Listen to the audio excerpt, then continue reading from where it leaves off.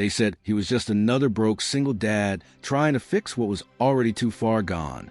But that morning, when Eli Carter drove his beat-up truck past a split oak fence and saw the sagging shed hidden behind a curtain of morning fog, something told him he wasn't just fixing wood. He was walking straight into a secret. Before we begin this journey of rust, rain, and quiet redemption, go ahead and subscribe to True Soul Stories.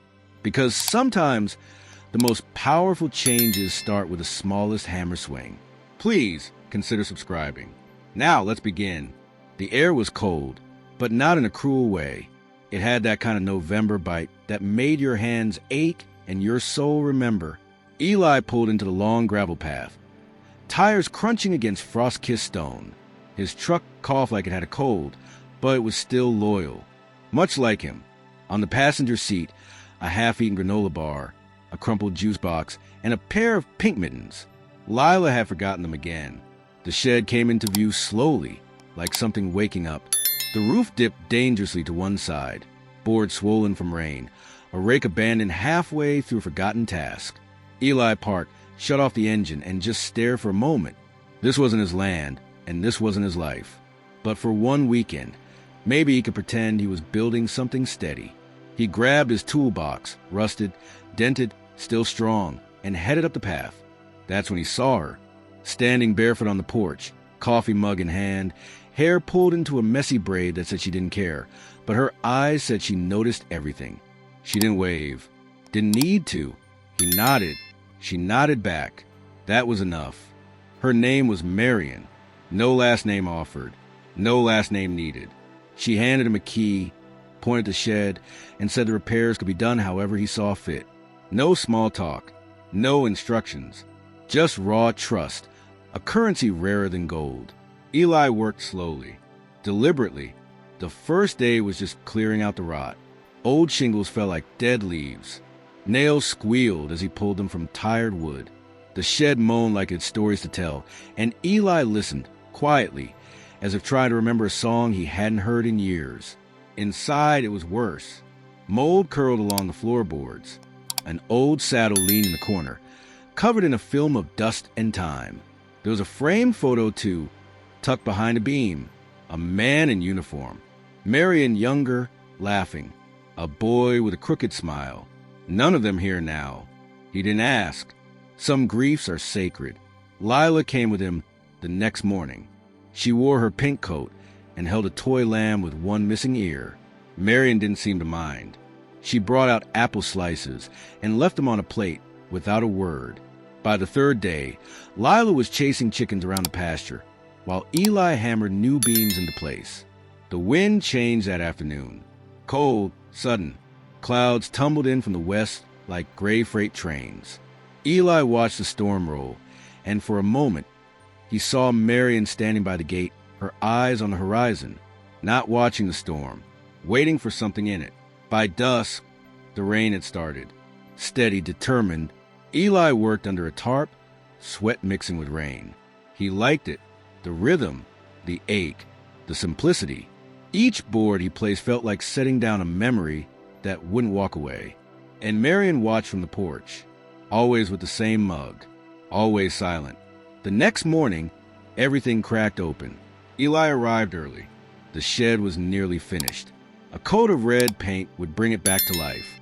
But something felt off. The gate was open, the house dark, and Lila's mittens were gone. He found her inside the shed, crouched beside the saddle, her toy lamb tucked beneath her chin. Marion sat next to her, whispering something Eli couldn't hear. When he stepped closer, Marion looked up, eyes swollen, red, bare. She spoke first. The man in the photo, he was my brother. He built this place. Every nail, every beam. Then he died. Afghanistan. I got the land, but not the heart to fix anything. Until you showed up. Eli didn't know what to say. So he didn't. He just sat. And that silence was enough. The storm passed. The sun returned, tired but faithful. Eli finished the paint. Lila painted a small lamb on the door, crooked but proud. Marion didn't stop her. Later that week, Marion showed him the backfields. Acres upon acres, untouched gold and alive. This shed, "It's just a corner of something bigger," she said. That's when Eli learned the truth. Marion wasn't just some grieving woman with a broken shed. She was the sole owner of more than 2,000 acres of farmland. And the developers? They wanted it all. They'd been circling for months, pressuring her to sell. They offered numbers that made Eli's head spin. But she said no every time. Now, with the shed restored, they were getting bolder. Threats, anonymous letters, a car that parked across the road at night, engine running. Eli stayed late after work now, just to watch. He didn't ask for payment, just brought extra nails, extra time. One night, as Marion locked the porch, she turned to him and said, "You're not just fixing my shed." He looked at her. "I know." The weeks stretched. Winter crept closer. The fields grew quiet. But the shed stood strong, red against the snow. A heartbeat. Then came the letter from the county office. Marion was being summoned to a hearing, a challenge to her land deed. The developer had claimed her ownership was incomplete due to a technicality. She had 1 week to prove otherwise. And just like that, everything Eli had helped rebuild, belonging, trust, peace, was under threat again. He offered to drive her to the hearing. She didn't say yes, but she didn't say no. The night before the hearing, Marion left something on his truck seat, a folder. Inside were papers, maps, and a will, her brother's, signed, notarized. But one page was missing. Eli called every friend he had, even a cousin who worked for a records office in Omaha. They searched all night. At dawn, Lila woke to find Eli asleep on the floor, documents scattered around him like feathers. Marion sat by the window, watching the sky turn from gray to gold. And then a knock. A man in a brown coat, wide brim hat, dusty boots. He held a folder. "Are you Eli Carter?" "Yes. I believe you've been looking for this." He handed it over. The missing page. Signed. The man turned and walked back to his truck. Eli stared. Marion opened the door. "What is it?" Eli looked at her, then the page, then back at the road where the stranger had vanished. "It's your proof." She blinked. "But who?" "I don't know." The wind picked up. Snow flurried. Lila ran outside with her lamb and stood by the newly painted shed. Marion held the paper like a prayer. The fields were silent, too silent. Then Eli noticed it. A second truck, parked just beyond the tree line. Same one from before. Still running, still watching.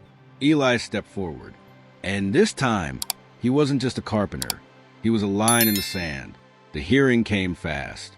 Cold marble halls, suits and silence. Marion stood calm but stiff, holding her brothers like a shield. Eli sat beside her, knees bouncing. Lila sat in the back, her lamb in her lap. The room wasn't just judging papers. It was weighing worth. The developer's lawyer was smooth and smug, all tailored lines and fake smiles.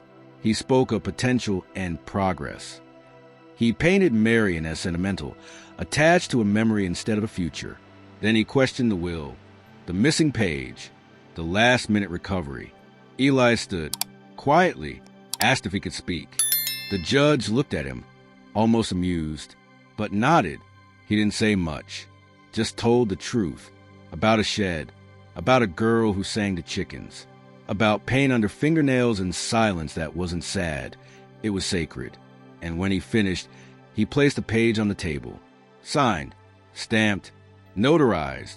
The judge looked down, then up. He didn't smile, but he said 2 words that made Marion close her eyes and exhale for the first time in weeks. Case closed. Outside, the snow had turned to rain. Soft, cleansing.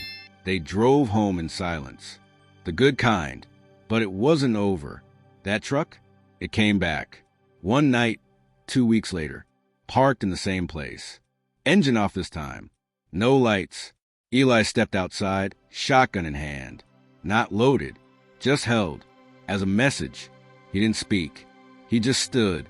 After a few minutes, the truck pulled away.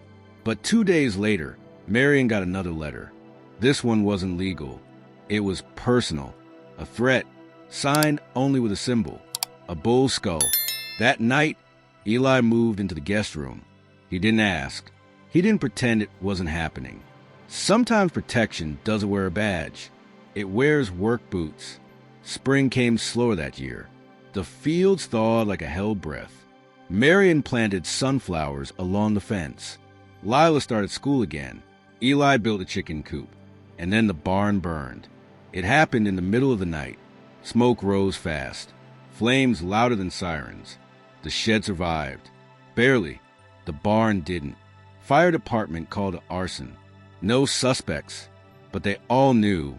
The symbol was carved into a tree near the gate. Bull's skull. This time, Eli didn't just stay. He called in every favor he had. Old friends, neighbors, farmers who remembered Marion's brother. They came with hammers, with meals, with dogs and firewood and prayers. The barn was rebuilt in 3 weeks. Better, stronger. They carved a sunflower into the door. This time, no one stood alone. And the truck? It didn't come back. Because this wasn't just Marion's land anymore. It was theirs. All of them. One evening, Lila ran across the field, laughing. Marion followed. Eli sat on the porch, guitar in hand, playing a song he hadn't finished yet. It didn't need lyrics. Just wind, and the sound of things growing. The sun dipped low. Marion stood behind him, placed a hand on his shoulder. He looked up. She smiled, not the polite kind, the kind that says, "I see you." And just like that, it was done. Not the story, but the waiting. Sometimes the people who show up to fix a roof end up holding up a whole world. And sometimes broken sheds lead to blooming fields. If this story stirred something in you, maybe it's because you know what it feels like to carry something heavy, quietly. Subscribe to True Soul Stories for more stories that remind us the strongest foundations are built in silence, sorrow, and second chances. We'll be here with another story, another beginning. Until then, hold tight. The world still needs your voice.